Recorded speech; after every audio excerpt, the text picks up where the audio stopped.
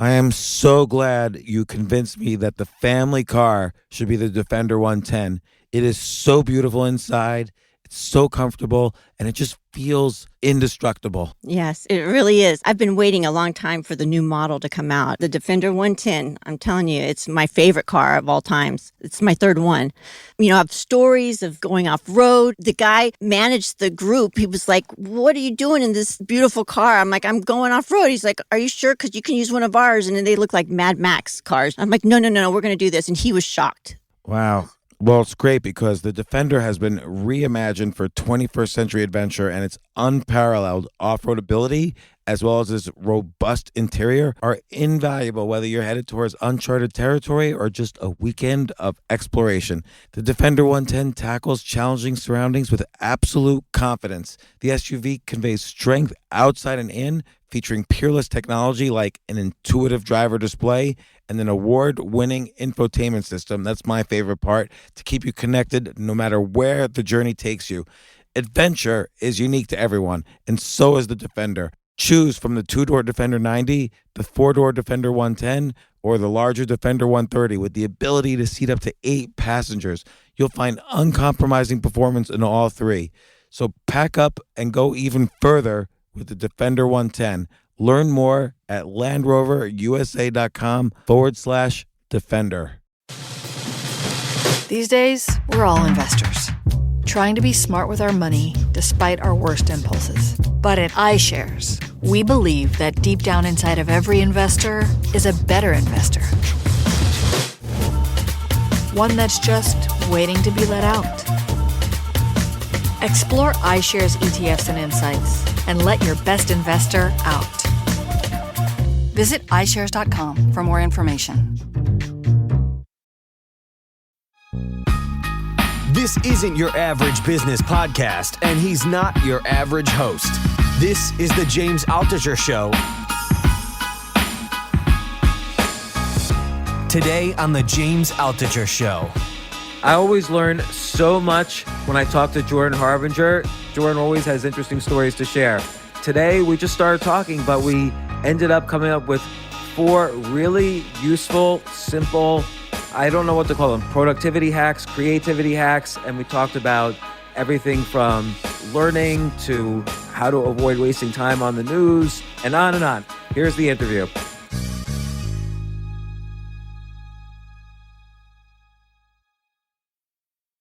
What's the latest thing you're doing that's exciting to you? What's exciting with me? God, I don't even know.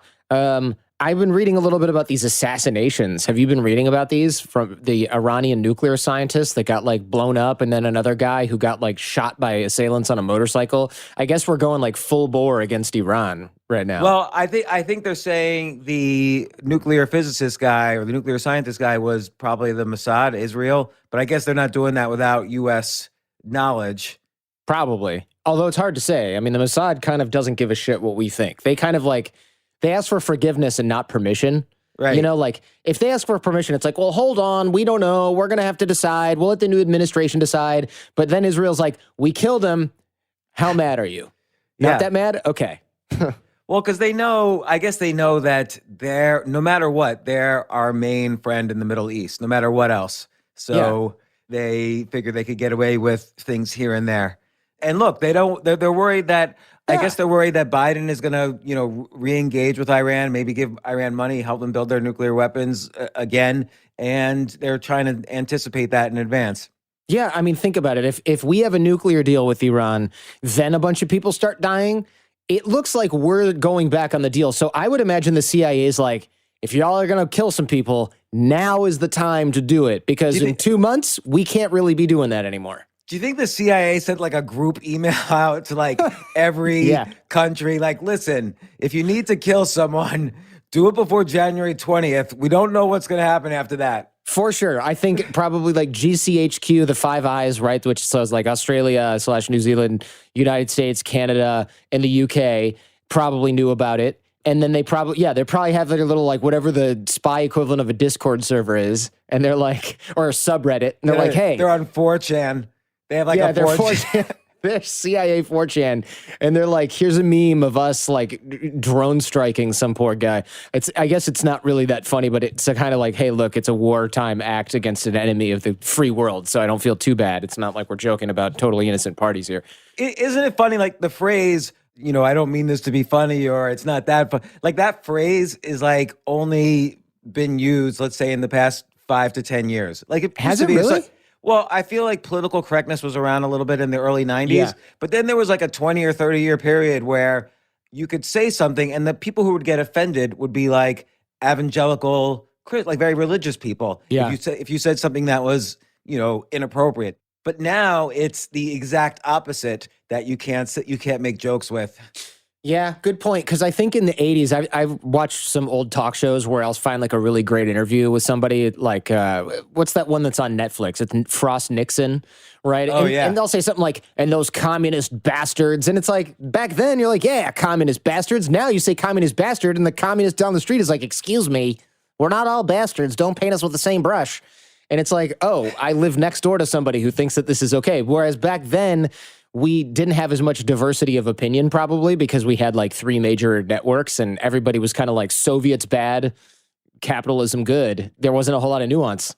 It's funny how, basically everything is a marketing message. So because there was this huge marketing effort to have us versus them, where them was the Soviet Union and us, of course, was everybody else. Yeah. And you were able, if you fell under that umbrella, everything was okay. And we had been under that umbrella for like 50 or 60 years with some mini umbrellas below that. Like there was, civil rights in the 60s and 70s and other rights. And then there was, greed is good meme in the 80s.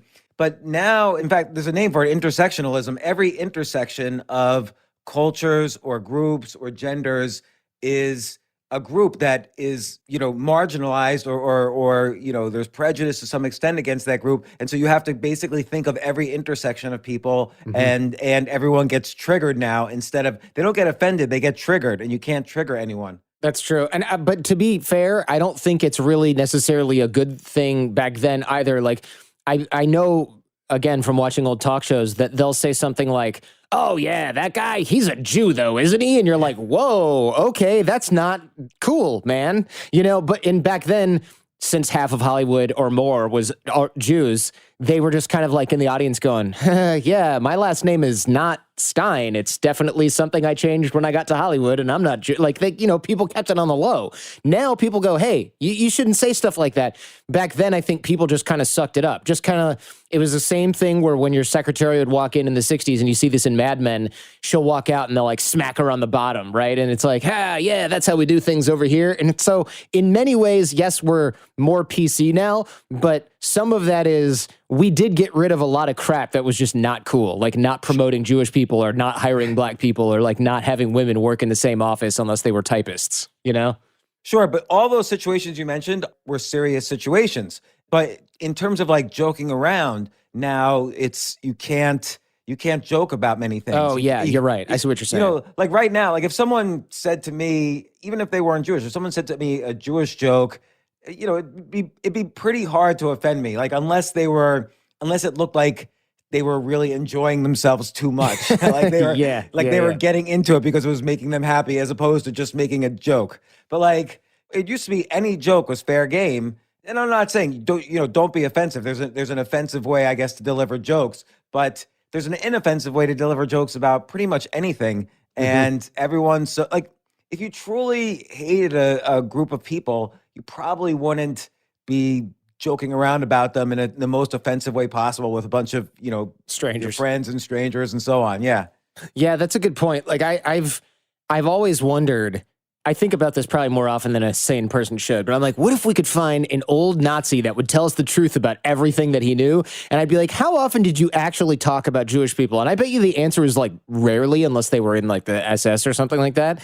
And also, did they make a bunch of jokes about it, or was it kind of like not some, I just can't imagine that was on top of their mind unless they were specifically tasked with what they called, that problem in Germany back then. I think most people just never thought about it.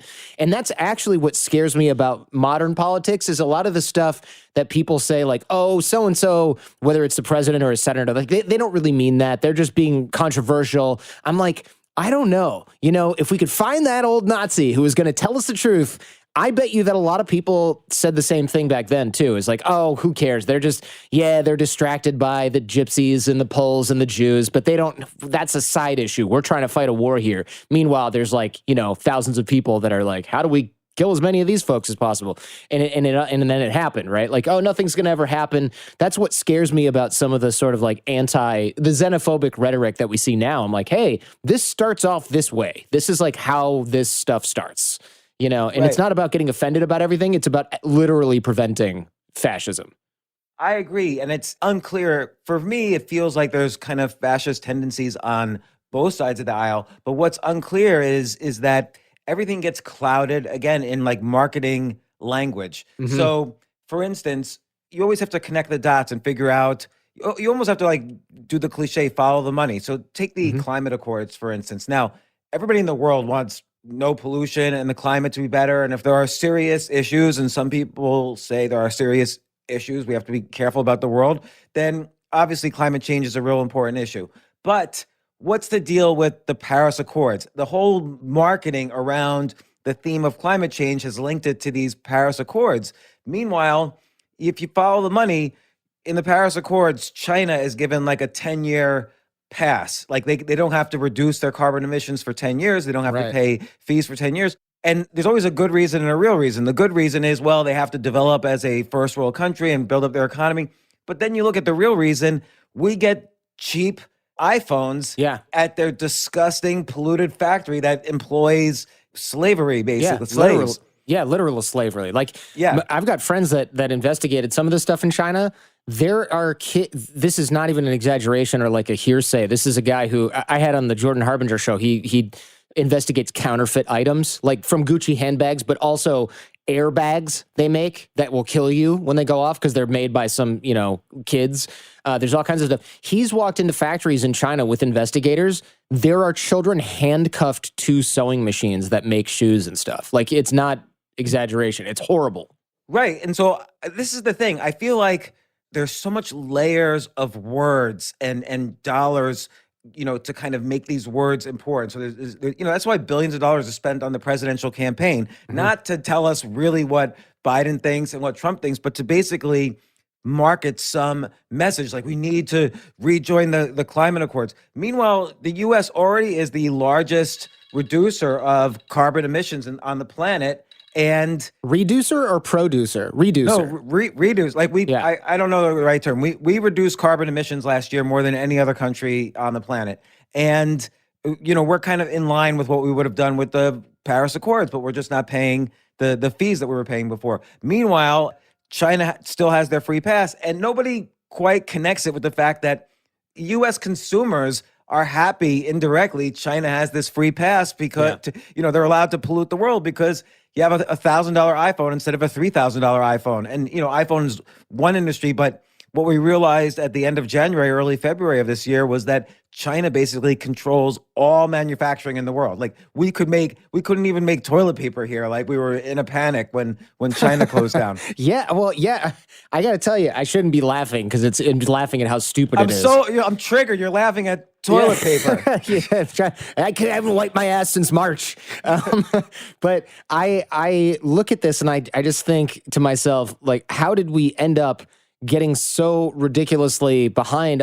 For example, when the pandemic happened, not in March, I want to say in April, I found a way to get masks from China to Taiwan because my wife is from Taiwan, her family's from Taiwan, so they have China factory connections for other things. So they sent masks from China, FedEx, and I ordered a few thousand of them. And then they told me, hey, I can't send you anymore. We have these export restrictions because China was basically trying to make us squirm a little bit. And I was like, how are we not able to make masks in the United States? And a friend of mine I don't know if you know Noah Kagan. You do, right? Yeah. I just had him on the podcast, actually. So he introduced me to another guy, and that guy in Austin, Noah's buddy and my buddy now, he wanted to make masks in the United States, and he couldn't find the material. Then he couldn't find the machines. And then he bought the machines. Then he couldn't find the right material. Then he found a tiny bit of the material. And I go, you're probably fighting a losing battle here, because some big company that can already make these is just going to come in and make a bunch of these. And he goes, that's the thing. There's no company that can make these masks in the United States. And I was like, that can't be true. And he's like, no. Maybe somebody can make small quantities of a few thousand, but nobody can make a huge quantity of these masks that we need, these N95, N100, whatever they're called, masks in the United States. So he retooled his whole business. He used to sell like Yellow Pages type stuff, and now he's making PPE. And it's a good business, I think, because we just don't have the ability to do that. I think also certain kinds of drugs we can't make here at all. Right. At all. That's the thing. In China, they make all the drugs. We're trying to work it out so India can make some drugs, so we're not totally relying on China. Yeah. But I don't know. I don't know if I'm gonna trust a country that just fired up its machines last month. Make the most important drugs to keep us alive. Maybe we might have to rely on China. Yeah. But why couldn't we make masks? Like, this is a real interesting thing. And then everyone says, well, maybe we should bring the manufacturing back here. But again, I don't want to pay $20 a mask for masks. Right. And then also not be able to go outside in the Austin, Texas greater metro area because mask pollution is like dumping sludge everywhere. Or is just because some pollution you can't contain. Like, people don't really realize this. There's some pollution that can't be contained at pretty much any price. And China doesn't try to do that because they don't care, so they'll dump a bunch of sludge into a lake in Shenzhen when they're manufacturing silicone, what are they called, motherboards or whatever, circuit boards. But there's some pollution that just happens no matter what. The fact that we don't have that here is one of the reasons why we have lower carbon emissions. It's not because we're driving less. It's not because we have electric cars. Some of that is it's probably like 1% of it, maybe, not even. The real reason is because we're no longer burning coal to run the power plant that makes the automobiles, 1,000 a day at General Motors in Detroit or whatever it is. We don't have that anymore. Right. And so again, like I feel like there's this kind of layered, I wouldn't even call it ideology. It's like marketology. Like, we're told, the society is told what issues are important. Like, oh, we need to bring jobs back. We need to bring manufacturing back. No one wants to bring manufacturing back. Like, nobody really enjoys working on an assembly line. Nobody wants to pay higher prices for everything. Nobody wants the pollution. Maybe a few people, that's the only job they would get is working on an assembly line. But I don't even believe that. Like, I think now that people are kind of a little bit more mobile than they were 50 years ago, you could move to an area where there's more, at least have more options. It's not like a factory town where there's only one option and you have to work in the factory. Because again, I don't think anybody enjoys it working in a coal mine. No. We always see too, with new technology, jobs, it might take some time, but jobs are created. There's, more people now are in lifestyle businesses where they're solopreneurs. They're one or two man entrepreneurial companies. So again, I think what isn't bullshit? Like, what is not BS? Because almost every political message is BS. The whole idea of, I'm going to say it, and even though it's a controversial thing, but owning a home, I get why people want to own homes. I get you want roots and you don't want to have to move, but you follow the money. There's a $15 trillion mortgage industry. So like all the banks and the government, that's their for every bank, that's their entire source of profit is lending money for homes. So it supports like a multi-trillion-dollar industry. So what actually is not bullshit?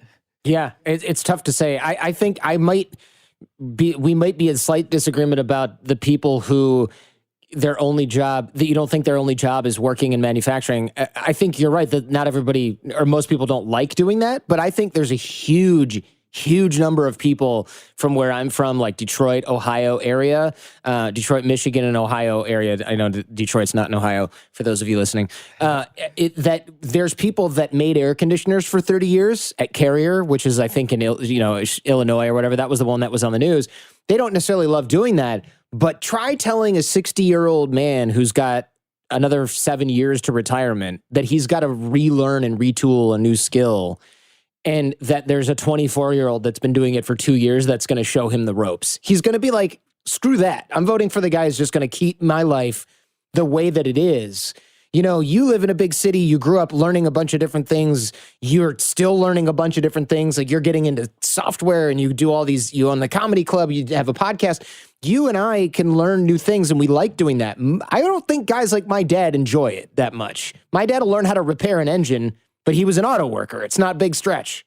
Right. Okay. I agree. And I'll change my view a little bit that, there are people who have been doing it all their lives and then the jobs go away. But then there needs to be some plan or some policy. Like this is a legit way to think about policy. It's like, okay, it's better for the country in general, less pollution, less prices, less slave-like work. If the worst parts of manufacturing, the most, gut-wrenching manufacturing is done overseas. And, again, price is cheaper is a good thing for pharmaceuticals, for clothes, for electronics. And so there needs to be some policy to think about people like someone like your dad or someone who's 60 years old who has to make a transition.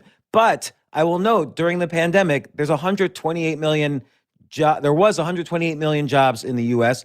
55 million people during the lockdowns were filed for unemployment. So it wasn't like corporations were that loyal to their employees anyway. So some policy has to be thought of. And I mean, Yang made an attempt with the UBI and the UBI is not a Democrat issue. I mean, Milton Friedman supported a UBI, Nixon supported a UBI in the 70s. But, so you could view it as a bipartisan issue, but some policies have to be thought about. But then again, there's another issue, which is that because Andrew Yang, who I like a lot, proposed the UBI, the Republicans cannot propose a UBI. Like everything became, it's either us or them proposing an idea. There's nothing bipartisan anymore. Yeah, no, it comes down to your marketing. There's a lot that people can't even agree on. And if you need another concrete example of that, I think it was when Fox News, who's been staunchly, leans to the right. I don't think anyone's going to argue that. They were saying, hey, where's the evidence of voter fraud? And like all these other people were like, oh, you're not on our side anymore. And it's like, well, wait a minute. Don't we just want an accurate vote count? Yeah, we want an accurate vote count that shows that our guy wins. Well, wait. Do you want an accurate vote count or do you just want your guy to win? And then Fox News was kind of like, where's the evidence? And then now suddenly everyone's like, Fox News is a bunch of BS. And it's like, wait, what? Do you want the truth or not? And the answer is no. Like that's one thing I've realized over the past few years. People actually don't want the truth at all. They're not interested in it at all. They just want to be right. Sucks. Everybody, it's funny. Like I know a lot of people switching from Fox to more radical, more conservative, or whatever, One America, whatever it is. There's a couple of like, I don't even know how to find them, but they know where to find them. So, but again, there's always layers upon layers. So another thing happening at Fox is that as Rupert Murdoch kind of takes a back seat and the children take over, the sons are all married to, apparently, this is what I've been told, alt-left women. And so now we're seeing this generational shift at Fox that was kind of long overdue. So again, like, what's the real story? It's sex and money is going to manipulate the story one way or the other. Yeah, it's One America News Network, OANN. There's two N's. Yeah, it's on like channel 347, and I'm not exaggerating.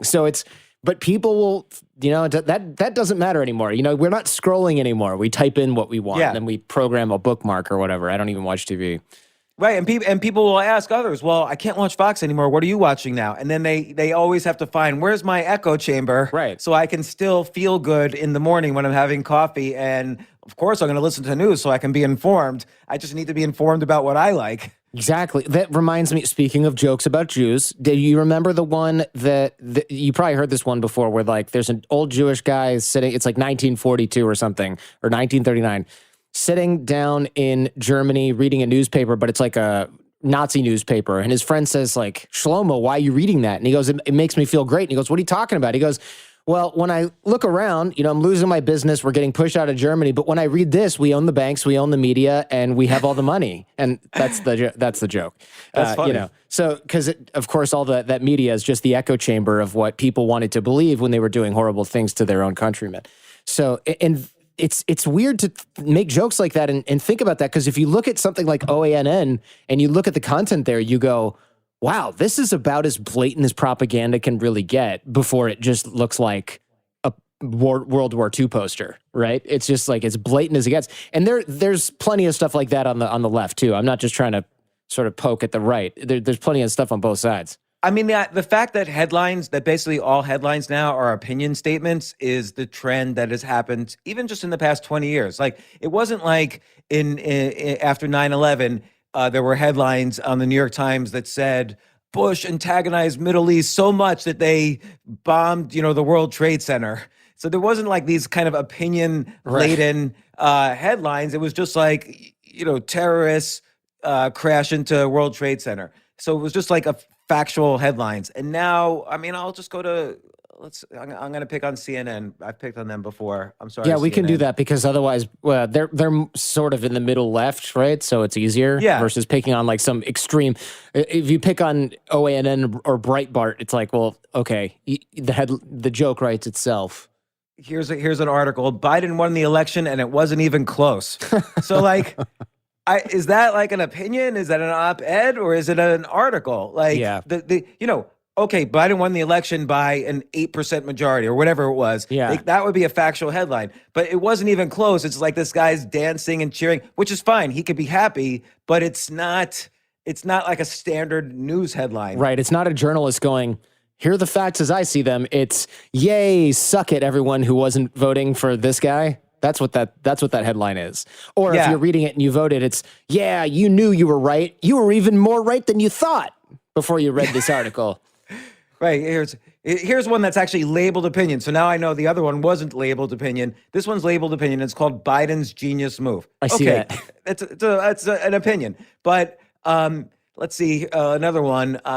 Georgia's lieutenant governor joins GOP officials in rejecting Trump's misinformation. So again, it's an opinion that's, pretending to be a headline. And again, he might be totally right. Sure. But just the wording is, they're now just the gloves are off. And it's just like on social media now, the Ayatollah of Iran will say something like, we're going to bomb the hell out of Israel. And that stays up forever and has 27,000 likes. And something, some political or a tweet that mentions hydroxychloroquine will get censored. Yeah. And, because it was a Republican drug. So it's just weird when stuff like that happens. I think also there's a major, the only pressure coming on to social media companies is from the United States, right? No one in Israel is going to be like, hey, we don't want our people to see this tweet from Iran. They know Iran is their enemy. And, the Iranian government's not going to say, hey, can you censor the Ayatollah? He sometimes flies off the handle online. That's never going to happen either. So the pressure is only coming from the United States and then in the government and the elite sort of on the left and the right, depending on who you're talking to. So they're never going to care about what another country does unless it affects the United States in a very direct way. So I don't know. It's rough. I actually subscribe to this email that's for teachers, and it's called The Sift. And it only comes out like once every other week or something. But basically, they show news headlines and they show teachers how to have the students figure out whether the news headline is real using different tools. And they show how to look at images and see if they're fake. And they show how to look at headlines and tweets and see if they've been altered. And then there's like exercise. Have your kids go to faketweet.net and make their own fake tweets, about this to show how easy it is for somebody to confuse and fool them. And it's actually kind of genius because the only way we're really going to get out of this is by showing people that a lot of what they're reading is garbage that's manufactured in order to make them upset. That's why you get emails from, I don't know if you get emails from your, relatives, but I remember like 5 or 10 years ago getting an email from like my uncle or something, and it's all caps, and it was like forward, Obama's a Muslim. And I was like, dude, not true, okay? What are you doing? And there's tons of stuff like that. We have to just debunk. I get those as well. And then, people wonder like, we need to have like high voter turnout. They want to have high voter turnout because most people don't know anything. So whoever spends the most money marketing wants high voter turnout as a result. And again, this is not a political statement. I'm not saying, oh gosh, I hope everybody voted for my choice. I didn't vote at all, but you didn't vote? I didn't vote. I don't vote. Is that something you talked about that before? So I don't want to beat the dead horse. I've talked about it before. I've wrote an article about it. And, that's where I saw it. Yeah. Yeah. And look, I get it. People get upset about that because but they have all these arguments that don't really mean anything. And I've even discussed this on a podcast, but they'll say, people died for your right to vote.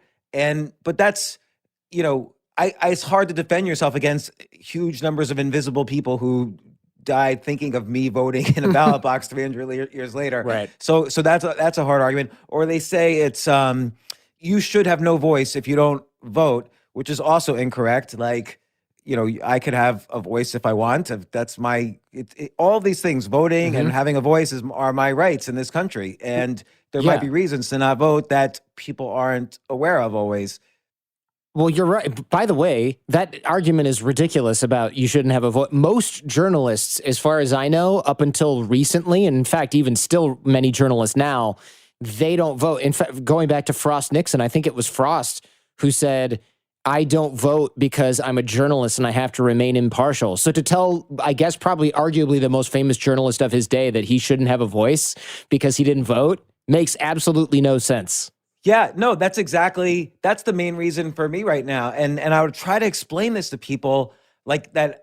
When you vote, when you do anything that puts, as Nassim Taleb says, it's skin in the game, you're going to have a cognitive bias. Like if you send your kids to college, you're going to think this is the best decision you ever made because your brain doesn't want to think that you made a really stupid decision about a lot of money. So if you vote, you're going to be even slightly biased about who you vote for. And I've had Democrats, Republicans, independents. I like to be unbiased and do my research unbiased. But once you decide to do something that's, elevated in importance, even though you're one out of 150 million voters, you get a cognitive bias. And I don't want to deal with that. I don't want to think about it if I'm, podcasting is not journalism, but we're still trying to be unbiased. I have no agenda other than present good educational and entertaining stories, interviews, topics on the podcast. Yeah, you're right. Podcasting now, depending on the journalism you're looking at, is much higher caliber quality of content. Given what we just talked about and looked at online, I think the average podcast now kicks a lot of quote unquote journalism's butt in terms of like being useful and educational.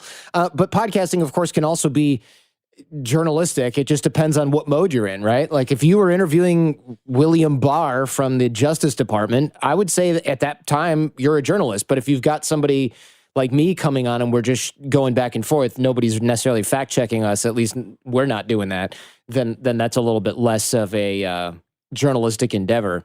But we're not pushing an agenda. Like, so if we had our facts wrong, it's not like maliciously getting the facts wrong. Right. So just negligently getting the facts wrong. Negligently getting the facts wrong. But I don't think we actually just looked up CNN. We fact checked ourselves. We looked up CNN. Are headlines really opinions? But no, it's an interesting point. Like how do you, like you mentioned this newsletter SIFT that you get, the SIFT. Yeah. Like how do you protect yourself against in that case they're talking about these deep fake photos and articles and tweets. But and we're talking about just how there's layers underneath layers of when a concept actually hits the surface, like hits a headline or a news show and goes to the average viewer, it's been through kind of layers of translation from the original meaning or facts. And I don't know if there's really a way to protect yourself other than to completely ignore the news. Yeah, that's kind of what I think where I was going with my my point before was, it's a shame that we have to do that because what we're doing is telling kids, hey, so much of what you see is fake that you shouldn't believe it, including things that look real, sound real, are written in a way that they appear real. That stuff can also be fake, and you basically have to deconstruct everything to the point of it taking all of your time and available bandwidth. So the message that I fear kids are getting, or anyone is getting, is nothing is true, so what's the point in learning about anything or paying attention to what's going on, which is bad because, and I'm no conspiracy guy or anything, but look, when no one is paying attention anymore because everything is fake, I don't feel like that's good for democracy or society either, because then you literally can't say, hey, you should wear your seatbelt. People go, this is just big seatbelt trying to get more money out of me. I'm not doing it, That's true. So how do you, for instance, get informed? I read a lot of books, but the problem is the turnaround time or the cycle is too slow with books for me to pay attention to the news. So if I want to know about election interference from Russia, I read David Scheimer's book. He was on the Jordan Harbinger show, and he talks about the history of election interference, not collusion, not the same thing, just election interference done by the United States, done to the United States, done by the Soviet Union to other countries, things like that. But that book came out, like in September or something. So the soonest I could get a deep dive on it was September 2020. But that makes sense, though. And I, by the way, agree. I think books are really the only way to get news because, but you're right, it's a delay because someone has to actually do the deep dive and the research and hundreds of thousands of interviews, things that reporters used to do. Like, Woodward and Bernstein, they broke a lot of the Watergate story in the book and then the movie All the President's Men, Robert Redford and Dustin Hoffman. And they did hundreds of interviews. They had secret sources, and then their editor still wouldn't publish their article unless they proved to him that like 2 or 3 of their sources that were of concern were completely legit. Like they had to actually furnish evidence that what they were saying was totally true. And journalism does not, or message imparting does not happen that way anymore. So I agree. The Russian election interference, nobody knew about it anyway for the first couple of years, meaning people had conspiracies on both sides. Everybody was saying the other side was, Russia was on their side. And we probably didn't know anything anyway until the book came out a few years later. Yeah, exactly. I mean, now we can see from intelligence agencies that Russia's been doing this for 100 years and the United States has been doing this for 100 years. Yes. There's a ton of examples of it everywhere. It's just that the way it was presented, going back to your point about marketing, was, Trump wouldn't have won without Russian help. And it's like, that's probably not true. That's probably not true. And so, or possibly not true, right? And as we saw from the second election, maybe wouldn't have mattered. But there's always election interference. Whether one side knew about it or not is a different point. But what happened was a lot of journalists went, oh, well, there was election interference probably, so probably they knew about it, and probably it was a material difference. So they just made all these logical leaps, which sucks because now when those same outlets, and it doesn't have to be the same journalist, it can just be the same newspaper, says, hey, wear your seatbelt in the car. They go, aren't you the same a-holes that told me that this was a collusion? Oh, yeah, well, it turned out that it wasn't, but it was interference. Well, okay, is that even true? I'm not going to go read David Scheimer's book. I'm going to listen to the Jordan Harbinger show episode and then stop halfway through because I got to where I was driving. But I'm not necessarily going to go back and revise all my opinions about CNN being more accurate. So these outlets do a lot of damage. And it's as a journalist / podcaster, I never want to break trust, right? I don't shill products that I think are crappy for sponsors. I say no to money from sponsors all the time. I don't knowingly lie to my audience. Sometimes things are inaccurate. I have to go back and make a correction. Newspapers, they don't really do that anymore, right? Especially online publications almost never do that. And when they do, they bury it in the bottom of a correction on another article or something like that. And it doesn't make any sense. And I'm like, you guys are trying to stop yourselves from becoming embarrassed. What you should do is be putting that should be on the front page. Hey, we made a mistake about this. We turned out here's what's actually going on. Sorry for that. Here's where we got it wrong. Because you want to build trust. But these online publications or offline publications, they don't even seem to care about trust anymore. They just need clicks. And I think that's short-sighted, penny wise, pound foolish. Because if you had a news source that you could actually trust, and the way that you knew you could trust them was they changed their content based on new evidence, and then they said, by the way, this other thing we said was wrong, and they did that regularly, you would know that sometimes they get things wrong, but you would trust them more. Now we just know that they all get things wrong and that they'll never tell us the truth because it's embarrassing. It makes them look bad. So it's sort of like somebody looks at a news outlet or a news source and says, okay, not whether the information is right or wrong or whether it's interesting or not interesting or informative or not informative, but whether or not it fits their bias. If it fits their bias, they first determine the bias of the news source. That's a task now. And then they decide, okay, is this bias appropriate for me? And then they start watching or consuming the information. Mm-hmm. Yeah, pretty much. And so then you always have to answer the question then okay, I agree. Books and podcasts are a good source of information.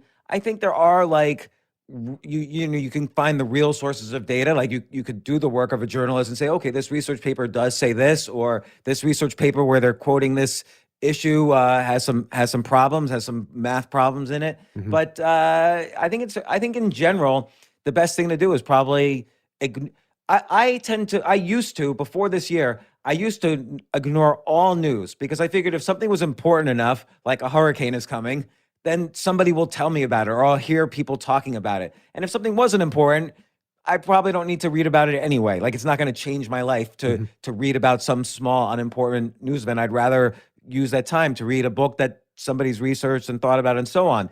So I think it's a big, not only of better psychologically to not read nonstop lies, but also a productivity tool to just ignore the 2 or 3 hours of news and social media that people consume every day. Yeah, I agree. It's kind of like when I'm hungry, if I have some good food in front of me that my wife made or something like that, or that, maybe I cook up some eggs, that's a better choice than just going, oh, somebody left a muffin on the counter and just housing that, then going and getting some chocolate because I'm still kind of hungry, right? But we do that with news. We go, oh, I've got like 10 or 15 minutes. Let's see what's going on in the world. And you open up the news app and you get sucked down this rabbit hole.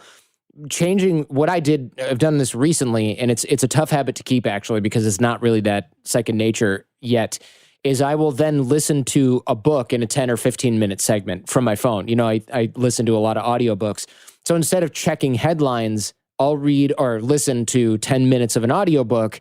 And that's a much better ROI for time, because if your 10-minute gap between calls turns into your 20-minute gap because someone's running late, now you're reading 20 minutes of news, which has done nothing for you. But if you can read 20 minutes of an audiobook or listen to 20 minutes of an audiobook and it's an 8-hour book, you made a small but decent enough dent in that book. And then, same thing. When you're in the shower, you can listen to like the radio, or you can put on a podcast, or you can put on that same book. And when you're driving, you can put on Spotify, or you can put on that same book. If you read in these small chunks, you can plow through like 2 or 3 books a week, depending on how many tasks you have. And it's interesting because people don't realize, and not just me, I often forget time. It all adds up. So 20 minutes a day for 300 days is whatever, 6,000 minutes a year. And, over 30 years, it's 180,000 minutes. So it's 3,000 hours. Yeah, I mean, that's a lot. So 6,000 minutes, is that a year? Divided by, of course, 60, which is 100, and then 100 hours divided by the average book. Let's say it's 8 hours. Let's even say it's 9. That's an additional 11 books a year, minimum. That's a dozen books a year that you could read instead of like blasting Post Malone again. Even, well, I won't judge you for your music taste, but look, you can, if you're listening to crap or reading crap on CNN or OANN or whatever news source, you're getting nothing from that. But you could read a dozen books that are deep dives into, I don't know, election interference if you wanted to, or biology. And you're smarter for that.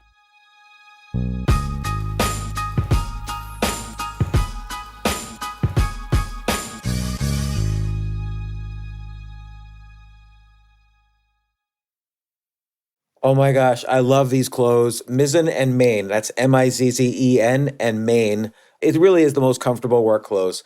Travel clothes. I had to travel this whole week. I'm traveling for a week and a half, and I just took Mizzen and Main clothes with me. Close out 2023 in style with comfortable, breathable, packable, and machine washable pieces from Mizzen and Main. As you wrap up your year-end goals, enjoy a Mizzen and Main dress shirt that you can wear confidently. I like that they've very, very just nice, solid colors. I don't really like to get all fancy in patterns and everything, although they do have some pattern shirts, but very comfortable clothes, stretchable pants. It's just super comfortable, but they look professional, and you can wear them casually or professionally. I like some of their flannel shirts or untuck shirts. I love untuck. I never tuck in. So again, whether you're shopping for a special someone or giving yourself the gift you really want, I just buy myself gifts. Mizzen and Main is the perfect gift for any guy who works, travels, and or cares about looking and feeling great. As you could tell by my many photos across the internet, I care about looking fantastic. I'm practically a model. And let's be honest, every guy loves to look great. So again, shop now at mizzenandmain.com and save 20% when you spend $130 or more using promo code James. That's promo code James at Mizzen and Main, Mizzen and Main.com.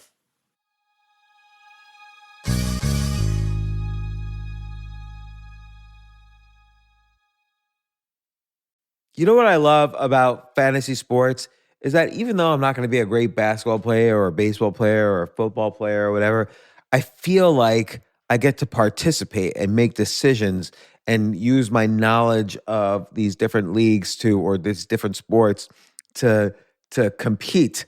So it's like I can pick my team or I can pick my favorite players and I could use my knowledge to make predictions and maybe even make money. So with the basketball season here, you can now pick combo projections across football and basketball from the Specials League on Prize Picks. This is a league created specifically for combo projections that include two or more players from different sports or leagues. Want to play alongside some of Prize Picks' favorite players like rapper Meek Mill and comedian Andrew Schultz, who's also been a guest on this podcast, and I've been a guest on his? You can now find community plays under the promos tab of the app to view entries for some of the biggest names in the Prize Picks community each week. Look, Prize Picks even offers a reboot policy so that your entries stay in play even if one of your players gets injured.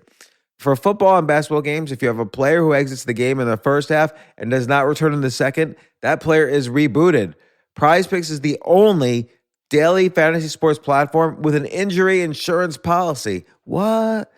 So I love playing it. I love anywhere where I can use analytical ability with my interests to demonstrate some skill and maybe make some money. And I like the game-like aspect.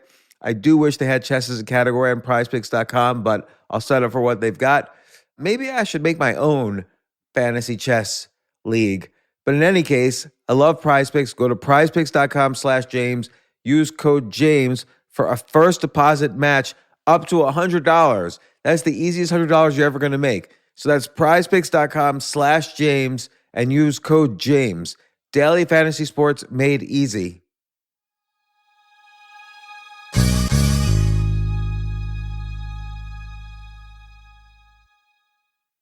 The future of learning is definitely online. Like, it's such BS that you have to spend $200,000 or take $200,000 in loans and go to some fancy school when it's useless. It doesn't guarantee you a job. Most employers, including me, do not care about degrees or grades or anything like that. We want to care that you love what you're doing, that you know what you're doing, in some cases that you have experience or that you're willing to learn. But people in general love learning and are curious. Like, the key to success is curiosity. And I think masterclass.com is the perfect model for online learning. I'm really happy they're sponsoring this episode. If you're going to give a gift, give the gift of learning. Masterclass makes a meaningful gift this season for you and anyone on your list, because both of you can learn from the best to become your best, from leadership to effective communication to cooking. Let me tell you some of the classes I've taken. I've taken comedy from Steve Martin. I mean, can you believe I can take a class from Steve Martin on comedy, or Judd Apatow, my favorite comedy director? I could take an actual class from him on writing. Wolfgang Puck on cooking. Dan Brown on writing, or Judy Bloom, who's been on this podcast, on writing. By the way, Wolfgang Puck also has been on this podcast. It's such a pleasure. I try to take classes all the time from masterclass.com. And whether you're watching Masterclass on TV or listening in audio mode in the app or on their site, the quality speaks for itself. It's like these Masterclass instructors are your own personal mentors that are going to help you reach the next level. How much would it cost to take one-on-one classes on comedy from Steve Martin or on chess from Gary Kasparov? You just wouldn't be able to do it. But it would cost hundreds of thousands of dollars. With a Masterclass annual membership, it's $10 a month. Memberships start at $120 a year for unlimited access to one-on-one classes with all 180 plus Masterclass instructors. So it's not just $120 for one instructor. You get all 180 plus Masterclass instructors. Boost your confidence and find practical takeaways you can apply to your life and at work.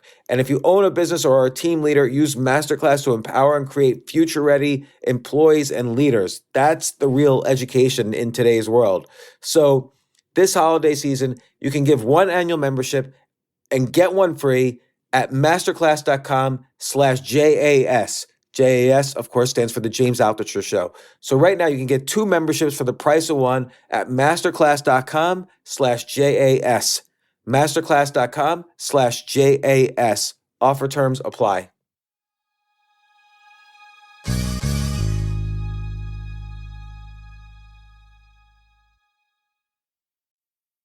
whenever I read, I'm usually connecting the dots between, let's say, I've read 5 to 10 recent books.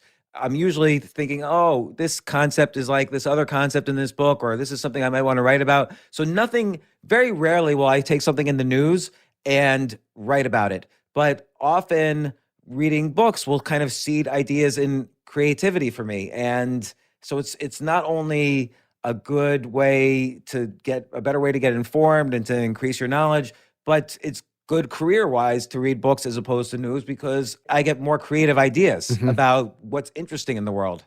Yeah, I'm with you there, man. I really do think that the information quality in a book, I mean, just think about, you've written books, so you understand this, right? But a lot of people who haven't, like myself, but I remember writing papers and things like that in school, and you're like, research, outline, go to the source, double check, get a quote, cite the quote, reformat the thing, move stuff around. That's more or less how books tend to get written. With these articles, I know firsthand from working for some of these online publications in the past, 10 plus years ago, you might be sitting at a coffee shop typing this thing up on your phone or on a laptop while you're drinking your coffee, and you basically run spell check, and then you send it to an editor who moves like 3 lines around or nothing around, and then just throws it up on the site. And news sites probably have a little bit more journalistic oversight or editorial oversight, but I'm not totally convinced of that, if I'm candid. Yeah, no, I totally agree. And, it's interesting because then you wrote about this recently in your most recent article where you write about how you say successful people tend to respond to emails. And so if you think about it, if we're spending, I mean, the average person spends between 3 and 4 hours on social media, essentially looking at these clickbait headlines, about headlines. the news. I've seen what's on people's reels. I know what's on my reels on Instagram. That's the one that's like the TikTok clone. Have you seen this? Yeah. Yeah, of course you have. That's where all the girls are. And it's ridiculous how blatant it is. I thought people were kidding when they said TikTok was just a bunch of hot girls dancing. And I look at my reels on Instagram and I go, oh wait, no, it's literally just that. That's all it is. Well, because that is what people click on. Like, yeah, I mean, I know. That's why if I scroll down probably on one of these news stories, you start to see all the other ones like, remember Heather Locklear? You wouldn't believe what she looks like now. Yeah. And like those are, it's almost like you're being commanded to click on it. Like it's hard to, that's another thing is that you get, like you said, you go down a rabbit hole. But, in terms of I'm interested in the email thing because you pointed out how, you gave some examples and pointed out how the successful people always tend to respond within a day or so of you sending an email. Yeah. And the less successful people tend to it takes 14 emails and nothing ever happens. Yeah. It's just a waste of time. And I think I'm not really that great at returning emails. I would agree with that. and I would like to be. Like I always feel bad afterwards that I should have responded to the email, but I always do think I'm like either too busy or I need to write a big letter if I'm going to respond and then I procrastinate on that. So how do you build so I agree that it's important for success to respond to emails. Yeah. I think the ideal thing is to respond to every email. But how do you build the discipline? Like I feel reactive then. Like I'm too reactive to what's happening on the computer if I respond to every email. Yeah, no, I think you're right.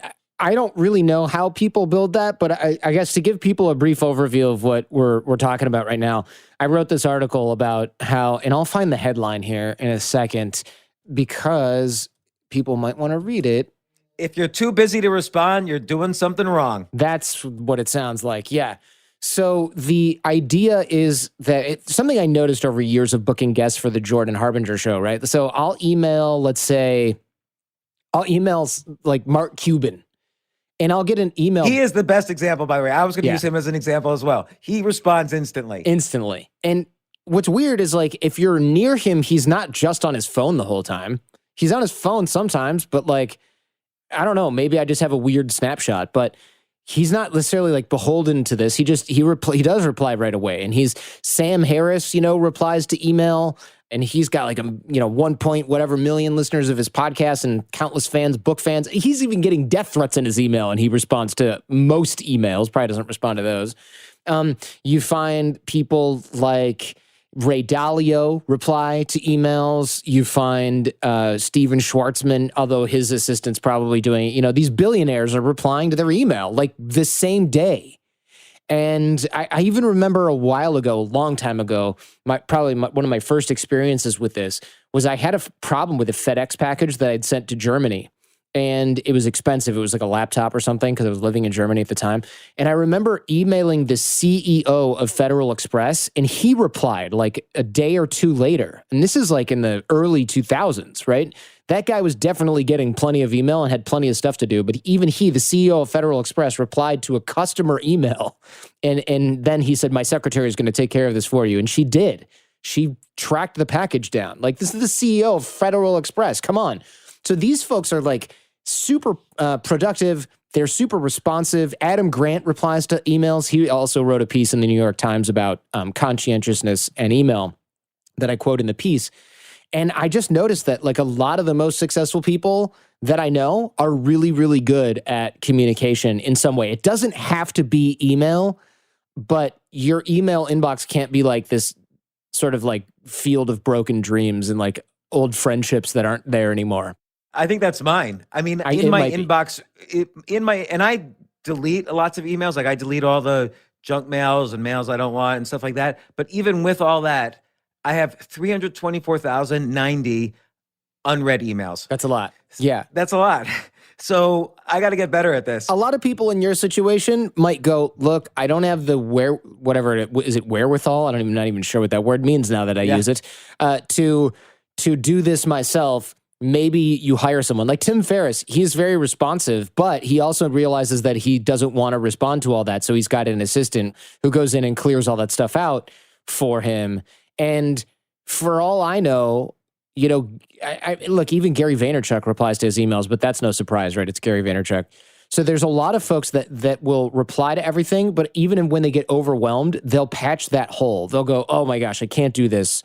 I've got a buddy right now who is possibly going to be the director of the CIA, actually. He just got tapped. Oh my gosh. And I said, I better email you while I can. And he's like, if there's one thing I'm probably going to be able to do it's answer my email or someone will. And I thought that was a funny response.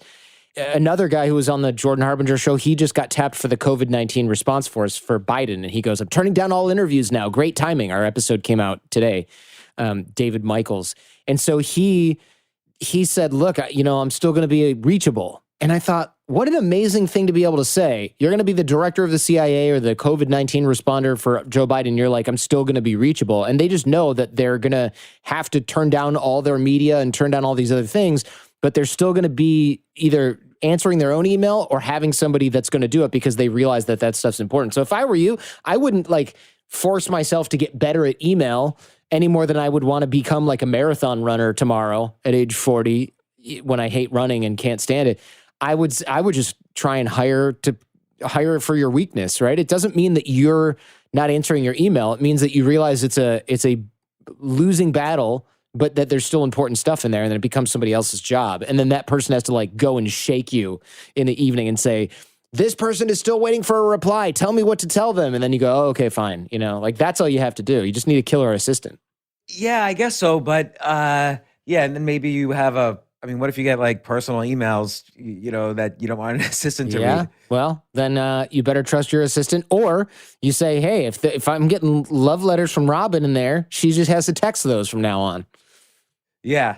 No, I that might be the way to do it because sometimes, your friend who's going to be possibly the director of the CIA, he must get more emails per day than I do, right? He probably gets 1,000 emails he has to respond to. Sometimes I feel like there's just too many to respond to. Yeah. Maybe it's because I write professionally. I feel like every time I write, your life force slips away. Right? Yeah, it has to be something super. It has to be an amazing email to make people feel good. I see what you're saying. Yeah. Maybe that's it. I'm psychoanalyzing myself, but I can see that. What it is. I've known you for years and years and years, and you do put a lot of pressure on yourself for certain things. And then that pressure generates anxiety. And I know that because I do that too. And we talked about this at your house a couple of years, well, last year, I guess, where we said something like, when you get a really important email, it's easy to let it languish in the inbox because you want to take the time to reply to it. But then when you have time, you go like, oh, this is stressful to think about. Maybe I'll just do it later. And then like 2 months go by and you're like, man, I got invited on this television show that I definitely wanted to do. And I just never replied to the producer. What the hell am I doing? And Yeah, that's happened to me. yeah, it's happened to me too. Many times. Yeah. And the way I got around it was I just like, what is it called? Eat the Frog. Is that the Brian Tracy book where you just like one day you just get up and you make your coffee and you're like, I am doing this before I even take a shower. Like I'm answering this damn email. I'm going to rip the Band-Aid off. And I always feel so good after doing it. It's like working out in the morning. You know, you go, work out in the morning. And then you work out a couple mornings and you're like, this is great. No wonder everybody works out in the morning. So what's another, like this one, here's the interesting thing about articles. So you write this article because you've noticed that this trend that people that were successful respond to email and people that weren't successful don't really respond to email so well.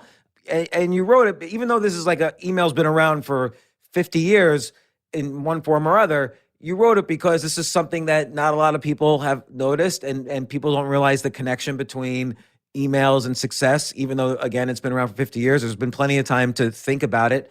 But so you wrote something unique and that you now practice in your life. Yeah. What's another thing that you feel like you're kind of like your 6-minute networking course, which is excellent. And we talked about that, I think 2 podcasts ago. What's another thing that has increased your ability to have a successful podcast, have a good career, and so on? Ooh, that's a good question. What I think the main thing, and stop me if I've talked about this before, because I may have mentioned this on a podcast with you, but maybe it was last year or something like that. One of the main things that's really allowed me to be super productive, because a lot of people on my team or vendors that we work with, they'll say like, hey man, you're always on top of stuff. Or I'll talk to somebody where I'm learning how to do a job, like a marketing thing. And they'll go, well, who'd you hire for this? And I go, oh, do it myself. And they're like, what? You do that yourself and the other stuff? What I do every day is I make sure that my calendar, everything is on there. Have we talked about this? No. Okay, so everything that's on my calendar for a given day gets done. And I plan my day out from 7 a.m. all the way to 7 p.m. in 15-minute increments. It doesn't mean I have a new task every 15 minutes.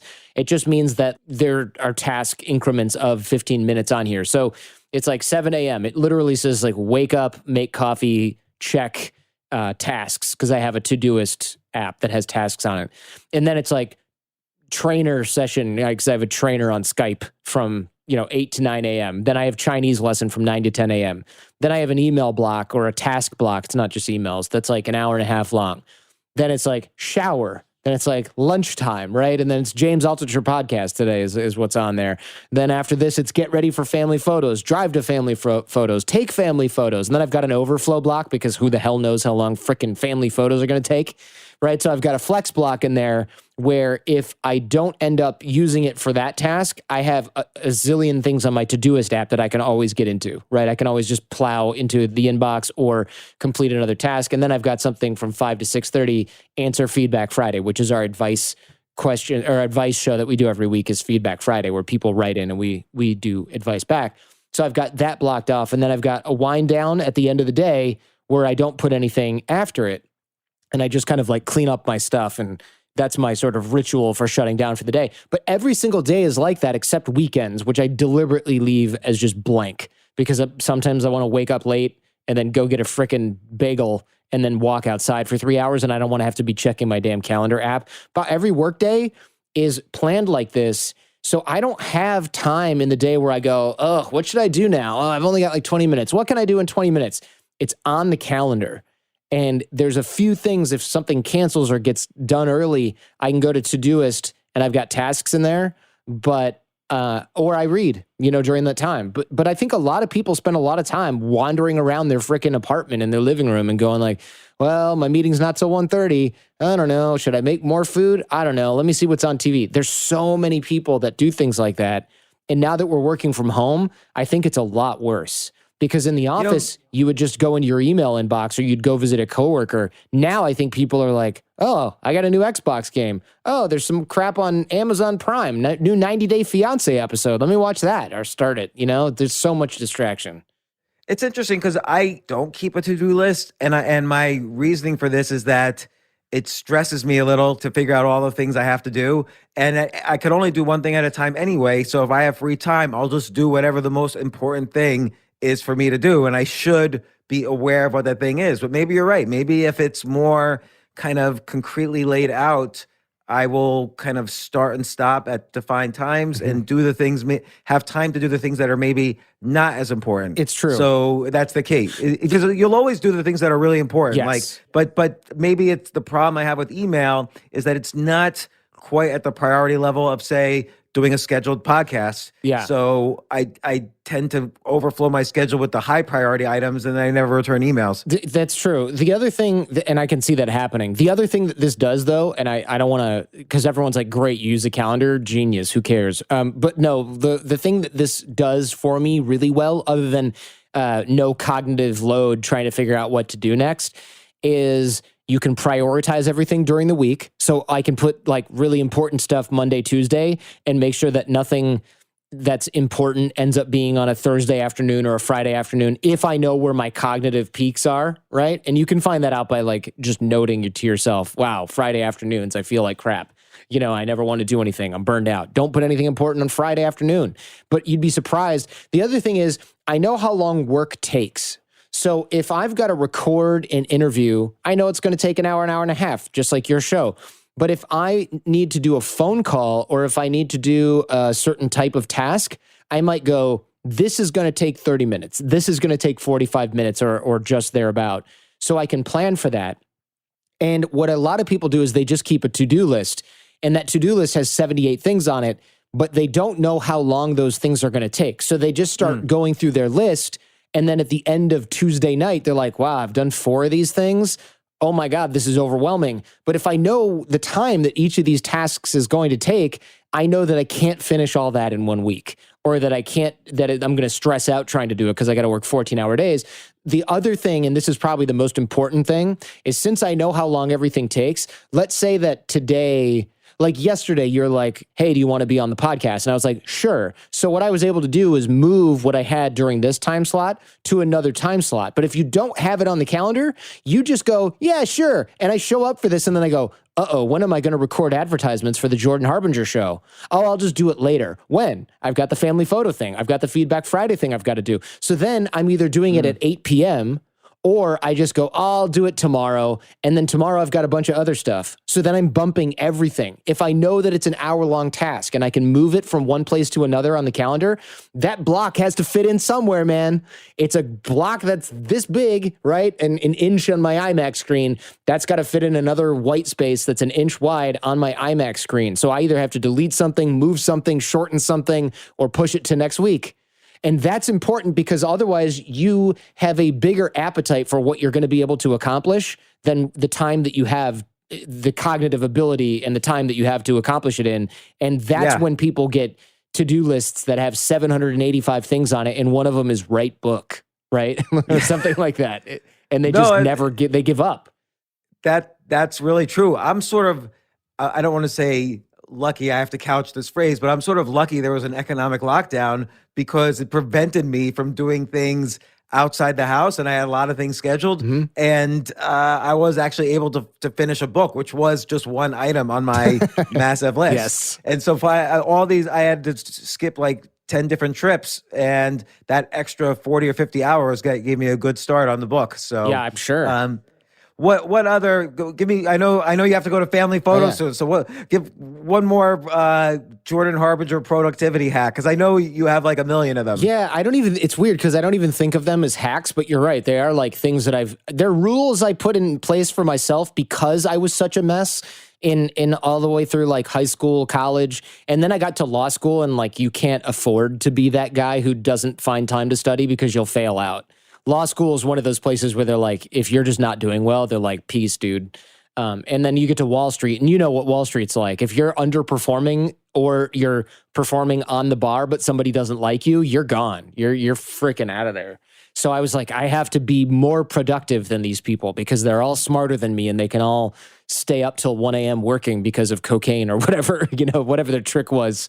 For me, I think the other thing that's made me more, I don't know if it's productive, but it possibly is learning something always, like always working on yourself in a way that isn't just going to the gym. Like that's fine if that's all you got time for, but I take Mandarin Chinese and I do it in the morning. And the reason I do it is it sort of provides this continuity where I even if I end up having a month where all my work goes down the drain for some reason, or even like, when I had to start my previous business and show over, I was like, oh my God, all this work is down the drain. I still had this thing I was working on, right? Mandarin Chinese that like can't go away. It's a skill. Working out is also kind of like that. Although I think for me, certainly there's less sort of continuity because you're either fit or you're not in many ways. But with Chinese or with Spanish or something, if you want to learn an easier language, which I understand, you really do see improvement that's undeniable over time. And that is a feeling of accomplishment that you don't necessarily get from having zero inbox. You probably get it from books, writing books, right? You write books and you go, man, 2020 was so weird. Well, I wrote a book. So you got that done. And then that's like a real thing that you built that's out there forever now, right? So it's a tangible result. Yeah, no, but I like the learning thing because I start my morning routine is I start off reading. So I always read at least one book that I'll learn from, that'll kind of increase my knowledge about something. And then I'll go to one, let's say, biography or history book, or I'll do one book about a game because I like games and puzzles and stuff like that. And then I'll read at least a chapter of some high quality fiction because that's usually the best writing. Oh, interesting. That totally makes sense.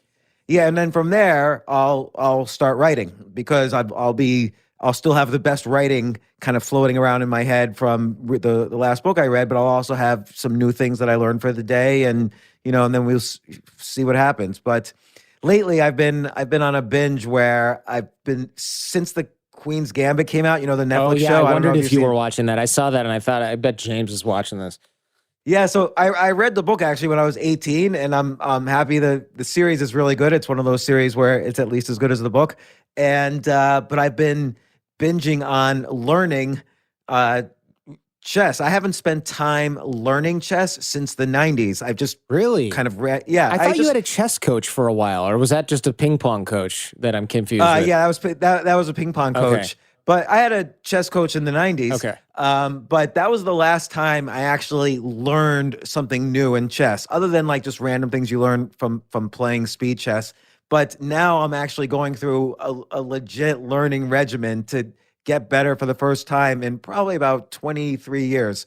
And it's very interesting because I had this one theory I wanted to try out in learning, and I'm using chess as a tryout, and it's working. So it's interesting. It's like you say, you get I love playing, and so for the first time in a long time, I'm feeling that good feeling of getting better at something. It's something that I love. Yeah, there's some sort of intangible. Well, this is going to be convoluted. I was going to say intangible feeling of getting a tangible result in something. So let me not say that. That's just ridiculous. That's bad writing. There is something about that feeling of accomplishment that you can't get if you're just kind of like, yeah, I did so much work this year, but I don't really know what it was. And, I guess I had a couple project milestones and that was good. You really do need to do something that's kind of like for yourself, not for the business that you work for, even if it's your own business, that builds up who you are. Cause it builds confidence, right? When you go, holy crap, I learned Chinese. Like that's awesome. Or if you're overweight and you lose the weight and then you're running 10Ks, every month or something, like that's a real feeling of accomplishment that builds onto your identity as a person who can get it done and can do things that they set their mind to. And that rubs off in other areas. Like if you look at people who are successful entrepreneurs, there's no coincidence that those people are also like elite athletes or something like that, like a Rich Roll type of guy, or, they also do this volunteer thing that they scaled huge, or they're really skilled at badminton or something like that, right? It's like the same mindsets that get people to the top-ish of their game in one area, they take that elsewhere, and you can build that. not by building a multi-million-dollar business, which takes a long time. You can build that by going like, oh, I'm terrible at languages. And then you learn Spanish and you're like, wait a minute, maybe I'm not bad at languages. Maybe I'm actually just fine at this. And then you go, what else have I thought that I was bad at for my entire life where I really don't have any other evidence other than like Mrs. Oreva's French class? I didn't do well in it in 6th grade. Maybe you weren't supposed to memorize verb tables, right? Maybe you're supposed to just speak a language like everybody else. You know, and this is related to the whole fixed mindset versus growth mindset. There's a book, Mindset, by Carol Dweck, where she talks about if everybody told you your whole childhood, oh, you're a genius at math, then the second you're up against in a difficult math class, maybe when you finally get to college or graduate school, you're just going to totally go down in flames because you think it's fixed in your head that you're a genius when you need to always improve the skill level, and you got to a skill level that was too hard. You know, the growth mindset is more about, oh, you're trying so hard at math, that's really good. And then, you know, you start learning because you're going to eventually hit a wall where you don't know enough and you have to improve the skill. Now, even, you know, and Anders Ericsson, who you've had on your podcast, I've had on my podcast, he talks a lot about skill versus talent. He's not a believer at all in talent, more a believer that you have to, not only is there everything is skill based, but everything should be measurable. You should, like you're saying, you have to say, well, now I know more Chinese today than I did yesterday. I have a bigger vocabulary, or I could talk at a restaurant now. Or in chess, you can measure, you know, how many games you're winning against good players and so on. You have rank in chess, right? Like, can you rank yourself? Is that possible, or you can't really do that? Yeah. It's all statistically based. Okay. It's a number on a bell curve. Got it. And so you know exactly how many standard deviations you are from everybody else.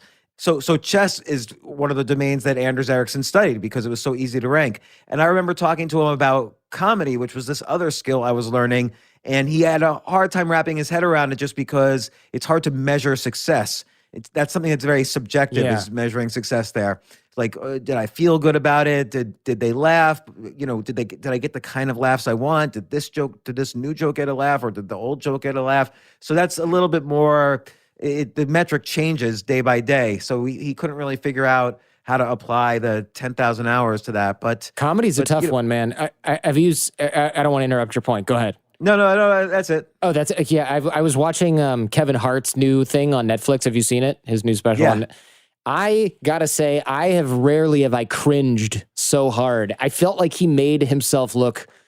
I get it's comedy, so maybe I'm overthinking it. But when he was like, "Yeah, my kids can't fly; they only fly private, and I'm spoiling them, and they just can't," he made himself sound like a total diva. And I get that it's comedy, but I'm like, man, if there's a grain of truth in this, he's probably an insufferable person to be around. Yeah, it's interesting because that's, you know, with everything you're doing, if you can't measure improvement, then you could get in I don't know what you would call it. You could get into some kind of echo chamber where you think you're doing good, but you've gone off the deep end in another direction. Yeah. And so that's why it's really important. Like chess or investing, there's no fooling around. Like either you're winning or making money or you're not. Like that's it. And with Chinese or any language, you're either able to speak more or you're not, or you're able to speak, you forgot words that you used to know. So comedy's a little weird because if everybody spends $150 to go see you, they're all going to be laughing because they have to justify the amount for the ticket. And all your people working for you are going to laugh at all your jokes because that's how they get paid, is by writing your jokes, you know, in Kevin Hart's case. Yeah. And he's not going to be able to measure success. And that's very difficult on these subjective areas. Yeah, it's interesting. You're right. That you look at critics and they can either pan or give you a rave review. But I was just thinking maybe it's just me. And then my wife was like, no, it was terrible. And then my brother-in-law was like, nah, didn't care for it. And I thought, okay, this is one room full of people. And I started texting friends who watch all this comedy. And I was like, what'd you think? And they're like, terrible. It was awful. It was horrible. Or like, oh, I never watch his stuff anyway. And I'm like, okay, well then you're already not a fan. But I just thought, like, you know, with creative pursuits, it's tough. Like with podcasts, I mean, just because people watch or listen to us, you know, doesn't necessarily mean that we're getting better at it, right? No, I think about this all the time. Like it's And interviewing's hard, by the way. Interviewing's a skill too. Yeah. And so I'll read, like I read recently, I think it was called Here He Comes Again, Howard Stern's transcripts of Howard Stern's interviews, because he's a good interviewer. He is a good interviewer. I wish Larry King had a similar set of transcripts. I don't know. I haven't watched him enough to know whether he's good or not, but people tell me he's the best. Larry King? No, Howard Stern is much better. So I watched 300 hours of Larry King to study interview technique, and I came away with a huge list of things that you should never do during an interview, and like 5 things that I liked that he did. Oh, that's interesting. Some of it's subjective, but he doesn't freaking prepare at all, and it's so clear. And he also interrupts constantly, like I just did with you, so maybe I should take a page out of my own notebook here. But he's also famous for not necessarily knowing what's going on. You saw that famous one he did with Seinfeld where he said, "How did you feel when it got canceled?" And Jerry was like, "Do you even know who's in front of you at any given time?" It didn't get canceled. It's the most popular sitcom on television in the whole world. That's so funny. But it's not only is interviewing a skill, but also the podcast format is a relatively new creative format, and we're all figuring it out. Yeah. Like, I've been doing a lot of experimenting with playing around with the format a little. Even this is, this is more conversation than interview when we do a podcast. So even this is like kind of an experiment from the usual interview format. But it's hard. Like, it's really hard if you want to. There's millions of podcasts starting every year, so you want to keep improving so you stay ahead. And it's you have to really think about it. Yeah, I've tried to take lessons on interviewing, and I've hired journalists to help me, but it's unfortunately one of those areas where once you get past like level 1 or 2 out of 10, people kind of just say, "Oh, well, you should just, you just feel it," or like I'll have somebody go, "You're already good at this." And I'm like, that's not what I want to hear. I'm not paying you to tell me that I'm good at this. I want to become like really, really good at this, and I want you to help me. And it's an unfortunate sort of reality that a lot of the people who are really good at it can't necessarily teach others. It's like you wouldn't have Tiger Woods be your golf coach because he'd be like, right. First just drive the ball 300 yards that way and try and get as close to the hole as you can. And you're like, why do you think I'm here, man? That's why reading like Howard Stern's transcripts, for instance, is great, because you see, oh, this is what he's doing. Mm-hmm. I realize what he's doing here. He's trying. The guy said, "No, I'm not going to tell you this." So he's going at it from other angles, Right. and you see there's like 5 or 6 other angles he's trying that he must have thought about in advance. Sure. Or he has this natural skill at it, but that he's built up. But it's interesting to see like a great interviewer in action, like reading the words, because then you could go back and think about it. Exactly. And I bet if you were sitting next to Howard Stern during that interview, he wouldn't go, "Oh, okay, he won't tell me that he slept with Carmen Electra, but I heard it through a rumor. So what I'm going to do is ask this other question, and then maybe he'll spill it." He's just poking and prodding in the moment. And I bet you that he would have a very hard time explaining that. And I think that when most people read that transcript, they never saw that that's what he was doing. They just read the transcript. But since you're an interviewer, you were able to pick it out. Just like golfers probably can watch Tiger Woods and they go, "Wow, look at this technique he's using that's literally invisible to somebody like me," because all I see is a guy hitting a golf ball and there's no nuance involved, right? And I'm sure you see that also in chess. You can see people go like, "Oh, why would he do that? Oh, he must have something up his sleeve. Oh, I think I know what he's doing. He's doing the Queen's Gambit or whatever, right? He's going to castle or something like that." You see that a few moves ahead, and somebody like me doesn't even know what's going on. I'm trying to figure out which pieces can move where. That's the level that I'm at. I think that's that point where no matter what area you're in, where you start to see the subtleties and the nuances in the skill, like whether it's comedy or chess or learning Chinese or podcasting or entrepreneurship, I think it's getting to that point. That's what feels really good. Mm-hmm. Like when you're able to see the nuances that people who haven't put in the time and the hours, they can't see. I think that's when the real pleasure starts to happen. I think that's true. Learning Chinese is a great example of this because the first 60 days of classes at least was a sheet of sounds that are really hard to make if you've never made them before. And I remember half the class quit. I used to take in-person lessons. Now I do them online, one-on-one. But I took a group lesson, and most of the class was like, "This sucks."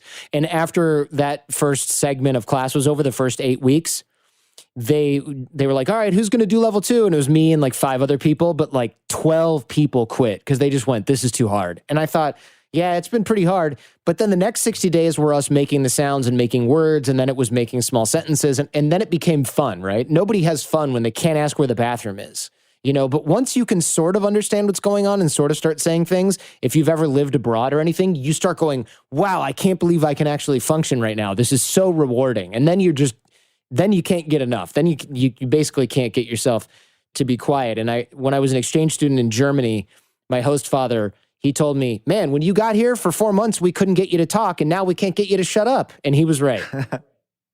That's funny. Well, and speaking of which, you have to go do family photos. That's right. It's right on my calendar. The alarm's popping up right now. Yeah, in 2 minutes, Yep. you're off. So once again, Jordan, thanks for coming on the podcast. We've talked about 4 or 5 good, solid productivity and creativity hacks. I don't like the word hacks either, but unfortunately that is the right word. Yeah. Yeah. But thanks once again. Thanks for having me on, man. Always good to see you and always good to chat.